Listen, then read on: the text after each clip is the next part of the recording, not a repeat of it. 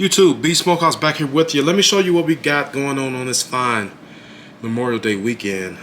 This cook will be dedicated to my brothers and sisters that did not have the chance to make it back home. That is what Memorial Day is about. Today, we're gonna do some spare ribs. Nothing fancy. I like spare ribs over baby backs because they have a bit more fat content, as you can see, and my local store has packs of these that the rib tips and those riblets has already been removed. I like it. I like where we're going with this. So now, not really much work to do. I am gonna remove some of this fat, but let's start here on the back side. You see we got that skirt. This is good meat, but it's not good for us. I'm gonna take this off. Get rid of it. Now, I don't throw this away. Anything I cut off, any meat, I usually save. They size off of that fat.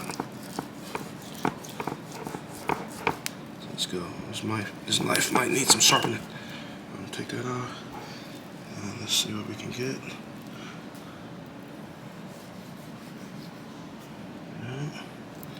That. I mean, you can stay here all day and go crazy. I'm not. And then nobody wants to bite into big globules of fat, guys. Nobody wants to. And I love fat.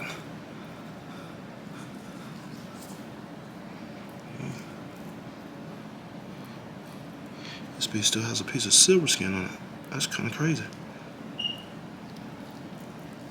Off with the non-presentation side first. Give my hands a whole wash. We're going to go down with some, I got some sriracha. So can you see that, man? I like sriracha on my pork. We really only use it as a binder.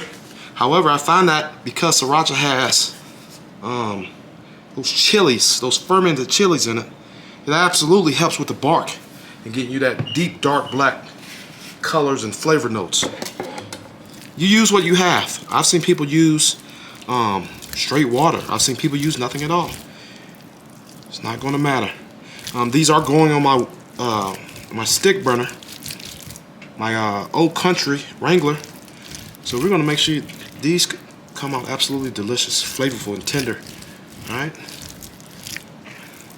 So now, with the theme of keeping this absolutely as simple as possible, I'm going to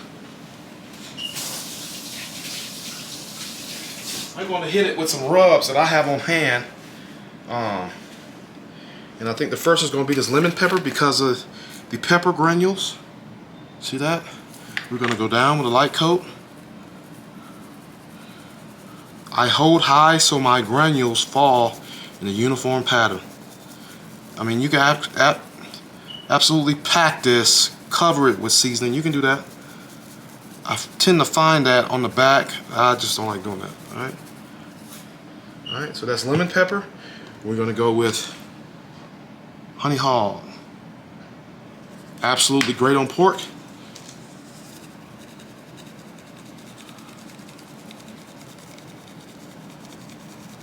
This has a little bit of sugar in it as well. It's gonna another layer of flavor, another seasoning that's gonna help us establish a nice bark. And then I think we're gonna come back over it with,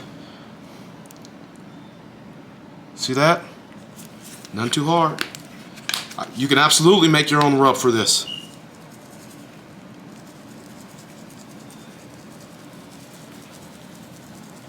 And we're gonna call it right there. You're gonna get it patted in.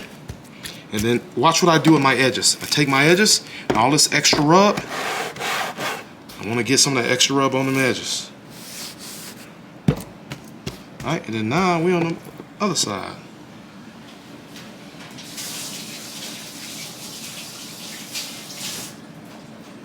Same thing all over again.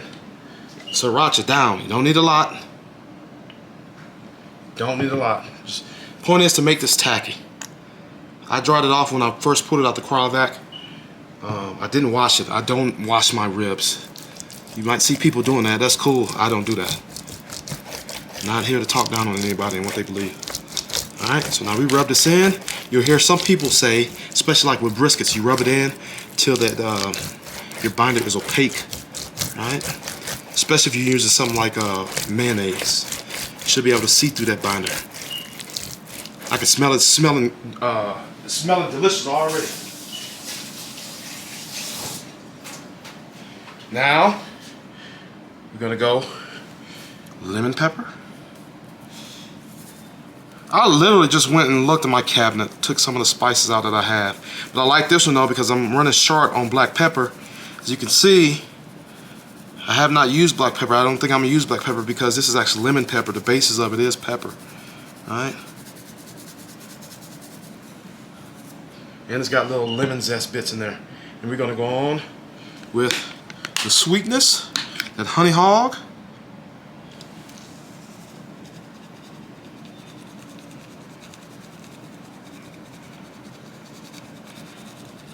Alright.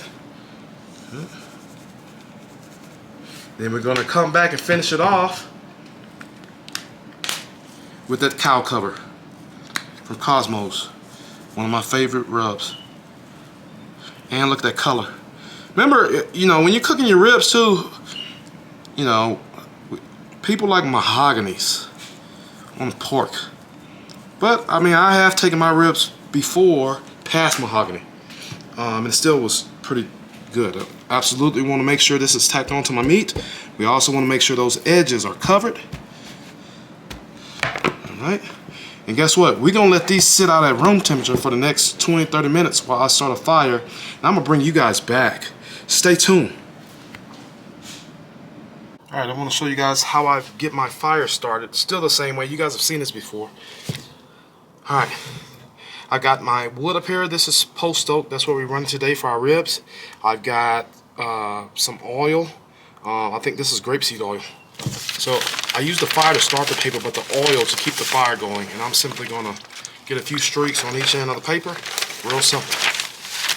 Here, get a few streaks on the paper.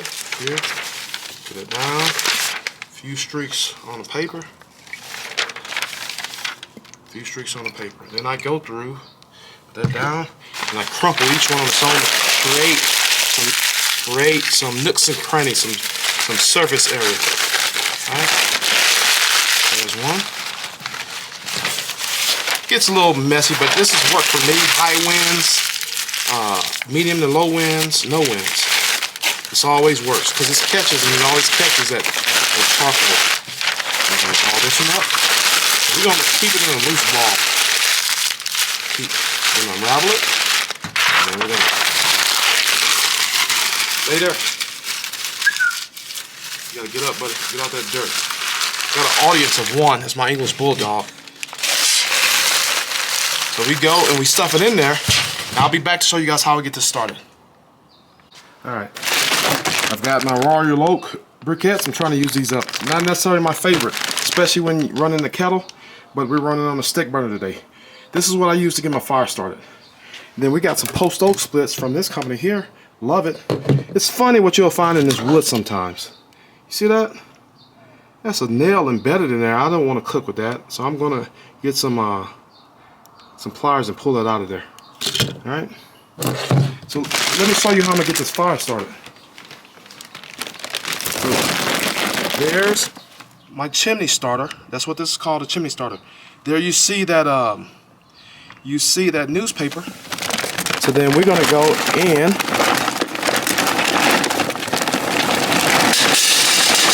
That's about enough.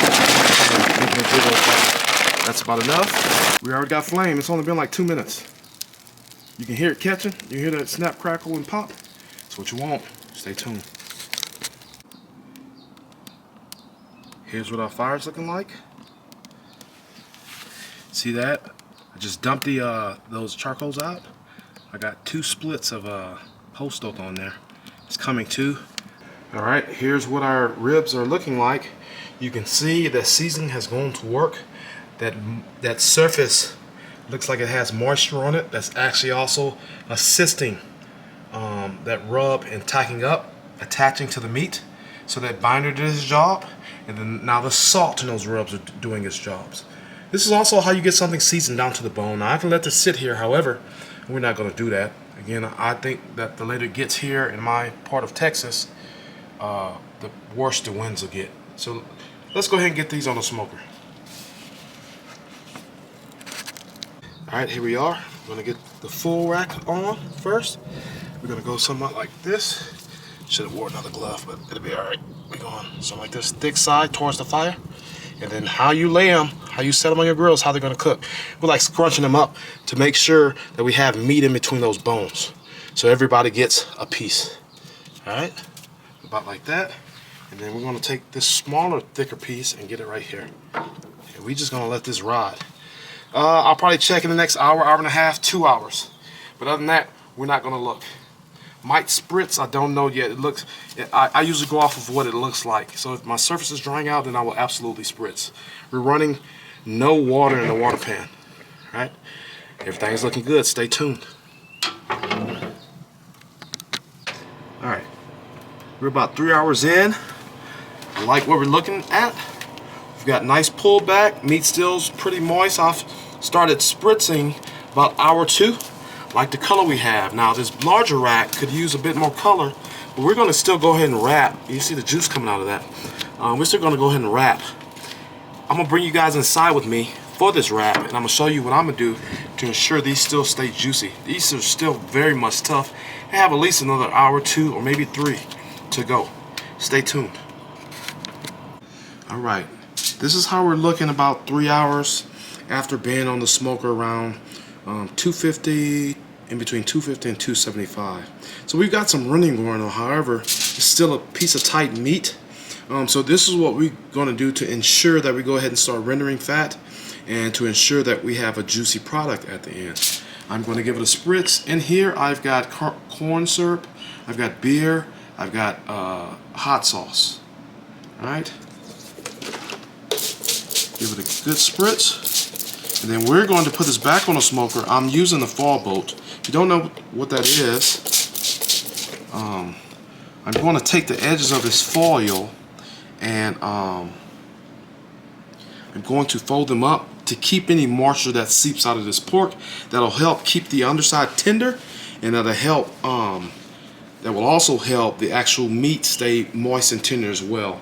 On some of these smokers, the convection can be so good that the bottom of whatever protein you have can burn. I don't have that problem after making some mods, but I want to ensure that these ribs are done in a timely manner. One other thing we're going to do, I'm going to reintroduce some corn syrup. I ran out of brown sugar, but we're going to hit it just a little bit all across the rib. Alright, going for a bit of sweet and savory rib. Alright, then now we're going to hit it with some Cosmos cow cover.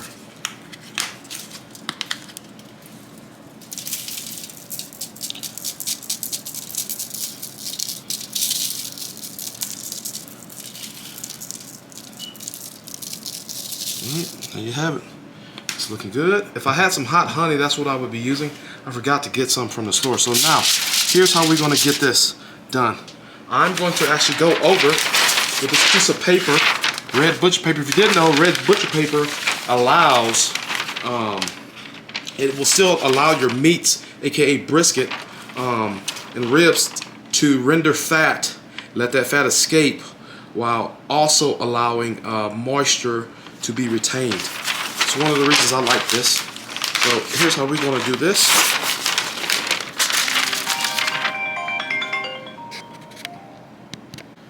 Alright guys, sorry about that. I got a phone call in the middle of my recording. But here's what we're looking like. So again, this foil insulates and allow, it's actually called a Texas crutch. This foil will absolutely help these ribs get done in a quicker time frame. And then I went ahead and put this paper over top. Spritz contain, I believe I had a beer, Valentine's hot sauce, as well as honey. I ran out of black sugar, so brown sugar. So I did not use brown sugar. In its place, I'll use a bit of corn syrup. So that corn syrup made several several showings in this recipe. So these were spritzed after 3 hours every 30 minutes.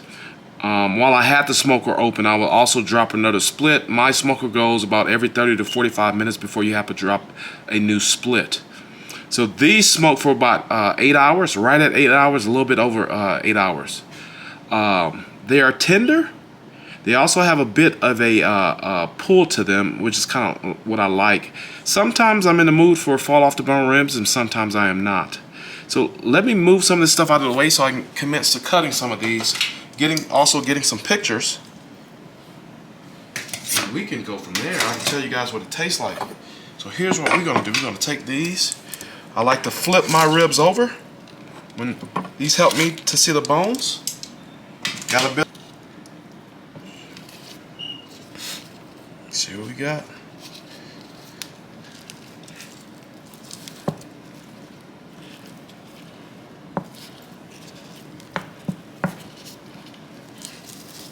Smell great. I'm smelling a bit of that vinegar that was in my spritz. I'm smelling. I did use some barbecue sauce as well. I didn't make my own today, guys. So I'm gonna pull this one right here because this is calling my name. Let's see what we got. A little bit of char on there. Still juicy. You see that grease coming out?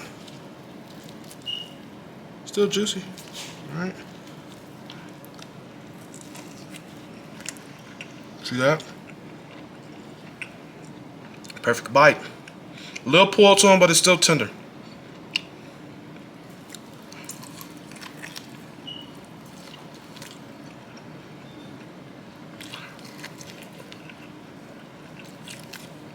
They're pretty good. They're not falling off the bone. I don't mind. I like falling off the bone, and I like a little bite to it. It's pretty good. That smoke is not overly smoky. You can see we got a bit of that fat kind of caramelized, sticky to the hand. However, these are absolutely delicious. That black pepper is actually hitting. I used some of that, I believe it was lemon pepper. You don't really taste the lemon, maybe in the background, but you do taste that pepper. It's got a peppery after bite. Hey guys, if you haven't done so, please like, share, comment, and subscribe. Again, this has been B Smokehouse. I appreciate the support. I'll be back with you guys next week. Stay tuned.